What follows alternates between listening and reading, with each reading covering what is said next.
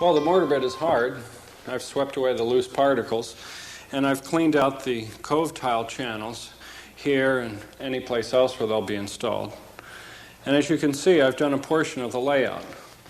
But before I explain the significance of these lines, let me take you through the entire process that I used to get this layout established. And that begins right here with the tiles. And before I start any job, I spread out an array of tiles and space them. In this case, I'm using 1/8" tile spacers. Now, since this is going to be a diagonal layout, the distance that I care about is between the 2 points of the half diagonals. And it is this dimension that I transfer to the jury stick. And since this stick is not as long as unit increments, I make 2 sets of marks. The black marks, which start here, allow me to go into the wall on the right side, and the red marks here allow me to work off the left side of the wall. And I've also made a shorter one to either extend the long jury stick or to get into tight places. Now let me show you how I use these sticks. To begin with, what I want to do is using full diagonals across this long imaginary wall and give me a balanced space on either side. And by using the tape, I've got 6 1/4 inches over here and the same amount on the other side. Now that should look pretty good. But look what happens when I bring it back to the pony wall, which in this bathroom is really the dominant feature. If I give myself 6 1/4 inches over here, look at what happens when I come up to the pony wall. With the diagonal in this position, that throws the border really off-center to this pony wall. So what I'll do is make a compromise and shift it back into this position. That gives me a border that's equidistant on both sides. Now what that means is that the border over there will be about 1 inch wider.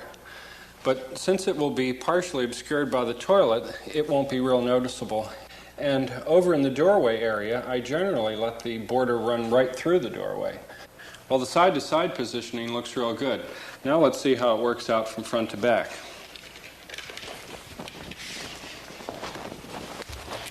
And once again, I want to establish a balance. And in this case, I've got about 4 3/8 up there, and about 4 3/8 up front, which is really not that much different from the borders along the other walls. But now let's see how that applies to the front of this pony wall here. If I measure out 1 tile dimension from the border here, I end up with something that is about twice as wide as the tiles on either side of the pony wall, but about the same size as the tile on the front of the face. Now, I could make this match the 2 borders on each side. But if I decrease this border, I increase that border, and that destroys the balance over here. The layout here leaves me with a border under the kick that's minimal. And if I shift it back any more, it'll be totally unacceptable. So this positioning is fine to me. Now you'll notice that none of these borders are really the same dimension. But that's the whole point. I've used the border area as rubber to ensure that my field tiles have a pleasing layout. Now all this jockeying around with the jury stick was preliminary to snapping of any of the border lines. And the procedure there is to go to the most logical starting point.